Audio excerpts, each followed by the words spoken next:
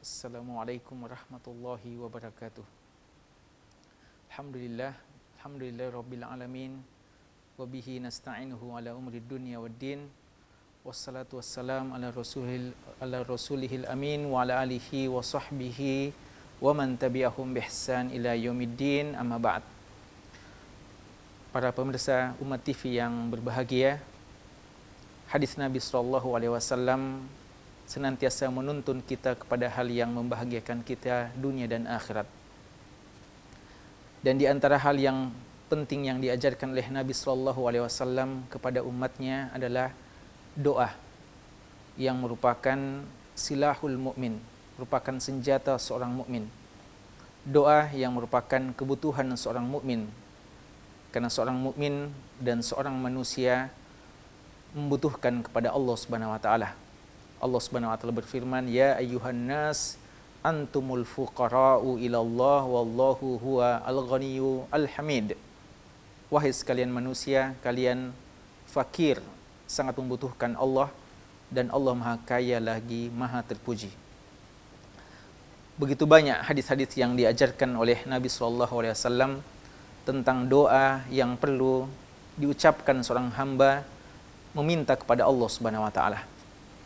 Dan secara garis besar, doa-doa yang diajarkan oleh Nabi SAW terbagi dua.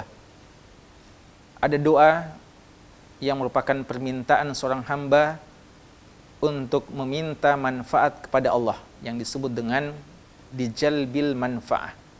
Dan ada doa didaf'il madarrah, doa yang diminta oleh seorang hamba kepada Allah untuk menjauhkan dia dari sekian banyak mara bahaya, hal yang dikhawatirkannya. Jenis yang kedua ini dikenal dengan al-isti'adah, permintaan perlindungan dari seorang hamba kepada Allah agar dilindungi dari hal-hal yang dikhawatirkan atau yang ditakutinya. Al-Imam An-Nasa'i rahimahullahu ta'ala dalam kitabnya As-Sunan As-Sughra atau yang juga dikenal dengan Al-Mujtaba telah menyebutkan beberapa hadis-hadis yang menjelaskan tentang isti'adah dalam kitab yang beliau masukkan dalam Sunan Sughra beliau yang diberi judul dengan Kitabul Isti'adah. Kitab ini berisi doa-doa dari Nabi SAW yang mengajarkan kepada umatnya bagaimana seorang hamba meminta perlindungan kepada Allah dari sekian banyak hal-hal yang dikhawatirkannya atau yang bisa mengundang mara bahaya baginya. Dalam kesempatan kita kali ini, kita akan membahas salah satu dari doa isti'adah tersebut. Imam Nasa'i rahimahullah ta'ala meriwayatkan dari sahabat yang mulia Abdullah bin Amr ibn al-As radhiyallahu ta'ala anhuma bahwa Nabi SAW pernah meminta kepada Allah perlindungan kepada 4 hal. Meminta kepada Allah dilindungi dari 4 perkara. Karena Rasulullah SAW yata'awwadzu minal arba'ah. Beliau meminta perlindungan dari 4 hal. Yang pertama adalah meminta perlindungan dari min ilmin la yanfa, dari ilmu yang tidak bermanfaat. Wa min qalbin la yakhsha, dari hati yang tidak khusyuk, hati yang tidak takut kepada Allah. Lalu juga beliau minta perlindungan dari wa min nafsin la tashba', dari jiwa yang tidak pernah kenyang. Wa min du'ain la yusma', dan dari doa yang tidak didengar oleh Allah Subhanahu wa taala. Ini permintaan Nabi SAW kepada Allah agar dilindungi dari 4 perkara, dari ilmu yang tidak bermanfaat, dari hati yang tidak khusyuk, dari doa yang tidak didengarkan oleh Allah, dan dari jiwa yang tidak pernah kenyang. Pemirsa Umat TV yang berbahagia, hadis ini diriwayatkan oleh banyak sahabat. Selain Abdullah bin Amr bin As radhiyallahu anhuma, sahabat yang mulia Abdullah bin Mas'ud, Jabir bin Abdullah, sahabat Abu Hurairah radhiyallahu anhu, dan Zaid bin Arqam telah meriwayatkan permintaan yang sama yang pernah diucapkan oleh Nabi sallallahu alaihi wasallam. Kita lihat bagaimana penjelasan dari 4 hal ini. Yang pertama, minta perlindungan dari min ilmin la yanfa, dari ilmu yang tidak bermanfaat.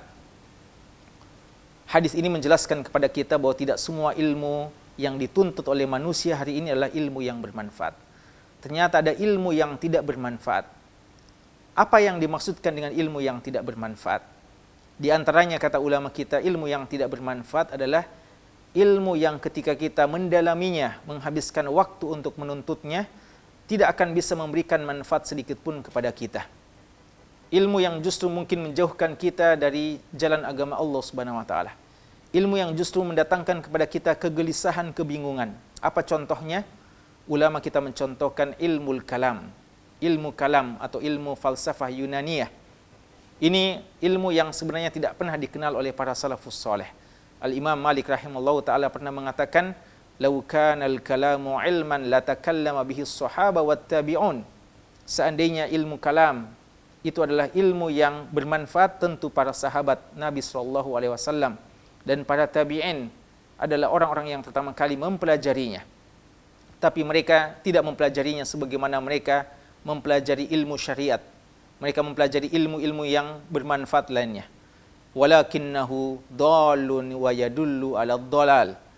Bahkan kata Imam Malik, ilmu yang seperti itu adalah ilmu yang sesat dan mengantarkan kepada kesesatan. Kata Syekhul Islam Ibnu Taimiyah rahimahullahu taala bahwa ilmu yang seperti itu la yahtaju ilaihi az-zaki wala yantafa'u bihi wala yantafi'u bihi al-balid. Ilmu yang seperti itu, orang yang cerdas tidak perlu sampai mendalaminya, dia akan segera memahaminya, dan orang yang bodoh tidak akan bisa mengambil manfaat darinya. Artinya, ilmu tersebut hanya mendatangkan kebingungan dan kegelisahan dan tidak menjadikan seseorang itu lebih dekat kepada Allah Subhanahu wa taala. Di antara ilmu yang tidak bermanfaat, kata ulama kita, adalah ilmu yang memang diharamkan untuk dipelajari. Di antaranya adalah ilmu sihir. Ilmu sihir dengan apapun sebabnya dan alasannya dilarang untuk dipelajari. Bahkan Allah Subhanahu wa taala telah menyebutkan ilmu tersebut bisa menjatuhkan seseorang dalam kekufuran. Fayata'allamuna minhu ma la yadurruhum wa la yanfa'uhum. Mereka mempelajari ilmu sihir, ilmu yang justru membahayakan mereka dan tidak bisa memberikan manfaat kepada mereka. Di antara ilmu yang tidak bermanfaat adalah ilmu yang ketika dipelajari tidak bisa memberikan manfaat kepada orang yang mempelajarinya. Mungkin yang dipelajari adalah ilmu yang baik, datang dari sumber yang jelas dari Al-Quran dan hadis Nabi SAW. Namun orang yang mempelajarinya tidak mengambil manfaat dari ilmu yang didalaminya itu. Dia mungkin menghafalkan Al-Quran, mungkin menghafalkan hadis Nabi SAW. Tapi tujuan akhir dari mempelajari ilmu, yaitu bagaimana seorang lebih dekat kepada Allah, lebih khusyuk kepada Allah, tidak didapatkannya. Hal ini mungkin disebabkan karena niat yang tidak ikhlas. Orang yang hanya berbangga-bangga dengan ilmu yang dimilikinya, tapi justru bertambah jauh kepada Allah Subhanahu wa taala. Kata Allah Subhanahu wa taala, "Atamuruna an-nasa bil birri wa tansawna anfusakum wa antum tatlunal kitaba afala taqilun." Allah mencela orang yang rajin belajar, bahkan rajin berdakwah, mengajak orang lain kepada kebaikan dan melarang orang lain kepada kemungkaran, tapi ternyata mereka sendiri yang jatuh dalam kemungkaran tersebut dan tidak melaksanakan hal-hal yang baik yang diperintahkan atau yang diajarkan kepada orang banyak. Inilah ilmu yang tidak bermanfaat, bahkan mungkin menjerumuskan seseorang ke dalam kebinasaan, bahkan boleh jadi dia yang disiksa oleh Allah sebelum orang-orang jahil, sebelum orang-orang yang berdosa disiksa oleh Allah Subhanahu wa taala. Wal iyadu billah. Hal yang kedua, pemirsa sekalian, yang kita diajarkan oleh Nabi SAW untuk kita berlindung darinya adalah minta perlindungan dari wa min qalbin la yakhsha, dari hati yang tidak khusyuk, hati yang tidak peka, hati yang tidak tersentuh oleh ayat-ayat Allah Subhanahu wa taala, hati yang tidak menyebabkan kita menangis ketika mendengarkan ayat-ayat Allah dan rindu untuk segera menuju ke surga Allah, dan kita takut akan neraka Allah Subhanahu wa taala. Hati yang seperti ini adalah hati yang merupakan milik orang-orang Yahudi yang kata Allah, summa qasat qulubuhum, kemudian keraslah hati mereka, fahiya kal hijarati au asyaddu qaswah, bahkan kerasnya hati mereka ibaratnya seperti kerasnya batu, bahkan mungkin lebih keras lagi kata Allah Subhanahu wa taala. Fawailul lil qasiyati qulubuhum min dzikrillah, kata Allah, sungguh sangat celaka orang yang hatinya tidak khusyuk ketika berzikir kepada Allah Subhanahu wa taala. Alam ya'ni lil ladzina amanu an takhsha'a qulubuhum li dzikrillah wa ma nazala minal haqq, kata Allah Subhanahu wa taala, apakah belum saatnya bagi seorang yang beriman hatinya khusyuk dengan mengingat Allah dan terhadap apa yang diturunkan kepada mereka. Kata Abdullah bin Mas'ud radhiyallahu anhu, ayat ini turun tidak berapa lama ketika wahyu pertama kali turun. Namun Allah sudah mengatakan sudah saatnya bagi orang beriman hatinya tunduk patuh khusyuk kepada Allah Subhanahu wa taala. Maka hati ini seharusnya mantap dalam berhubungan dengan Allah, peka dengan ayat-ayat Allah, mudah menangis ketika membaca ayat-ayat tentang surga karena dia rindu akan surga, dan dia juga menangis ketika mendengarkan ayat-ayat tentang neraka karena begitu takutnya terhadap neraka Allah Subhanahu wa taala. Yang ketiga, kita minta perlindungan kepada Allah Subhanahu wa taala, wa min du'ain la yusma', dari doa yang tidak didengarkan oleh Allah. Allah Maha mendengar, tapi Allah Subhanahu wa taala kadang tidak mempedulikan orang-orang yang berdoa kepadanya. Padahal Allah Subhanahu wa taala telah mengatakan, ud'uni astajib lakum, mintalah doa kepadaku, niscaya aku, kata Allah, akan mengabulkan doa yang kamu minta kepadaku. Dan Allah Subhanahu wa taala juga mengatakan, wa idza sa'alaka ibadi anni fa inni qarib ujibu da'watad da'i idza da'ani. Allah akan mendengarkan dan menjawab doa orang yang berdoa kepadanya. Tapi kenapa ada doa yang tidak diterima oleh Allah Subhanahu wa taala? Di antara sebab doa tidak diterima oleh Allah Subhanahu wa taala adalah ketika orang yang berdoa itu orang yang tidak memperhatikan persoalan halal dan haram. Dia senantiasa mengonsumsi hal-hal yang diharamkan oleh Allah Subhanahu wa taala. Dalam hadis Nabi SAW menggambarkan ada seorang yang begitu khusyuknya berdoa. Dia meminta kepada Allah berkali-kali, bahkan mengangkat tangannya meminta kepada Allah. Tapi kata Allah Subhanahu wa taala, walaupun orang ini mengatakan ya Rabb, ya Rabb, ya Allah terimalah doaku, ya Allah terimalah doaku, tapi kata Nabi SAW, Allah Subhanahu wa taala tidak menerima doanya. Kenapa? Karena beliau SAW mengatakan, wa mat'amuhu haramun wa mashrabuhu haramun wa malbasuhu haram wa ghudhiya bil haram fa anna yustajabu lidzalik. Bagaimana mungkin doanya bisa diterima karena selama ini makanannya bersumber dari makanan yang haram, dan minumannya juga demikian, minuman yang haram. Entah minuman itulah minuman yang haram atau harta yang digunakan untuk membeli minuman tersebut atau makanan tersebut sumbernya adalah hal yang diharamkan.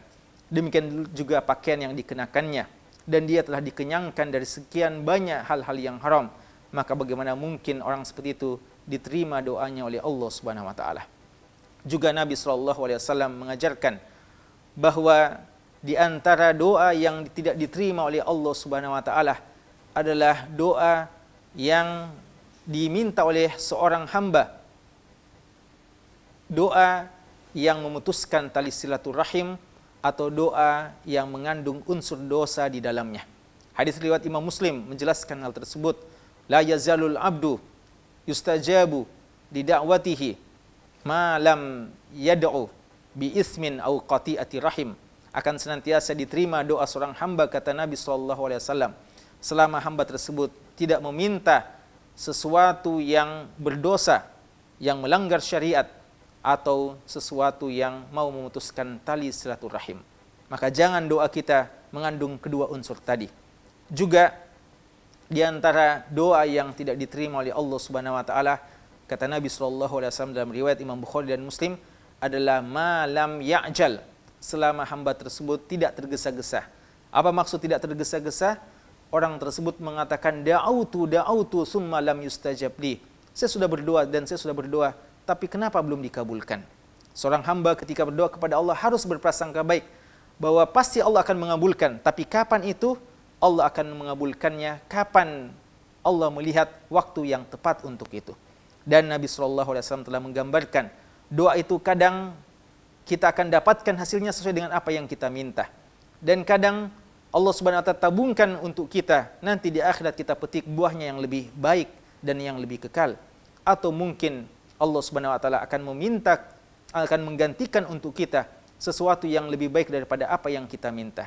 Kita seorang hamba kadang meminta sesuatu dan kita tidak tahu bahwa sesuatu itu ternyata tidak bermanfaat untuk kita atau bahkan membahayakan kita. Maka ketika kita berdoa, Allah menggantikan untuk kita sesuatu yang lebih kita butuhkan. Dan inilah sebabnya kenapa sampai Umar bin Khattab radhiyallahu anhu mengatakan tidak pernah merugi orang yang senantiasa berdoa kepada Allah Subhanahu wa taala. Yang terakhir, pemirsa Umat TV yang berbahagia, hal yang perlu untuk kita minta perlindungan kepada Allah adalah wa min nafsin la tashba, dari jiwa yang tidak pernah kenyang. Jiwa yang tidak pernah kenyang yang dimaksudkan adalah jiwa yang tidak pernah kenyang dalam urusan-urusan duniawi. Dia tidak pernah puas dengan apa yang Allah telah berikan kepadanya. Adapun jika yang dimaksudkan jiwa yang tidak kenyang terhadap hal-hal yang bermanfaat seperti ilmu syariat atau ilmu-ilmu yang mendatangkan ketakutan kepada Allah, maka itu adalah sesuatu yang terpuji. Nabi SAW diperintahkan oleh Allah untuk berdoa, wa qur rabbi zidni ilma, ya Allah tambahkanlah untukku ilmu yang bermanfaat. Tapi yang dimaksudkan jiwa yang tidak kenyang bukan jiwa yang tidak kenyang untuk terus menuntut dan menimba ilmu.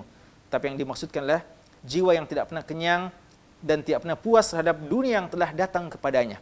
Nabi SAW menggambarkan hamba Allah, umat manusia ini kadang diberikan, seandainya diberikan satu lembah yang berisi emas, maka dia akan meminta dua, dan seterusnya. Dia akan senantiasa meminta dan meminta, tidak pernah puas terhadap apa yang Allah berikan kepadanya. Dan orang yang seperti ini kadang memaksakan dirinya untuk mendapatkan hal-hal yang belum didapatkannya. Dan orang yang seperti ini kadang memaksakan dirinya untuk mendapatkan hal tersebut, memuaskan hawa nafsunya, syahwatnya, maka dia kadang terjerumus dalam sekian banyak perbuatan-perbuatan dosa kepada Allah. Atau setidaknya menghabiskan waktunya yang sangat berharga ini untuk hal-hal yang seperti itu, lalu lupa bahwasanya ada kampung akhirat yang paling perlu untuk dikejar. Karenanya, pemirsa Umat TV yang berbahagia, Nabi SAW, beliau sendiri yang telah mencontohkan berdoa, meminta perlindungan kepada Allah dari 4 perkara ini. Padahal beliau adalah seorang yang maksum, yang dijaga oleh Allah. Maka tentunya kita sebagai umatnya lebih patut untuk meminta kepada Allah dilindungi dari 4 perkara ini. Karena kapan Allah menyelamatkan dari keempat perkara ini, maka insya Allah kita akan berbahagia di dunia dan di akhirat. Kita akan mendapatkan ilmu yang bermanfaat, mendapatkan hati yang khusyuk, doa-doa kita diterima oleh Allah, dan jiwa kita ini tidak kenyang untuk hal yang bermanfaat, namun dia akan kenyang untuk hal-hal yang melalaikannya kepada Allah Subhanahu wa taala. Ini yang bisa kami sampaikan, 4 perkara yang perlu untuk kita hindari dan minta perlindungan kepada Allah darinya. Semoga Allah Subhanahu wa taala menerima permintaan kita ini, melindungi kita dari 4 hal ini dan memberikan kepada kita yang sebaliknya. Hada wallahu taala a'lam, lebih dan kurangnya mohon dimaafkan. Wassallallahu ala nabiyyina Muhammadin wa ala alihi wa sahbihi wasallam. Wa akhiru da'wana alhamdulillahi rabbil alamin. Wassalamualaikum warahmatullahi wabarakatuh.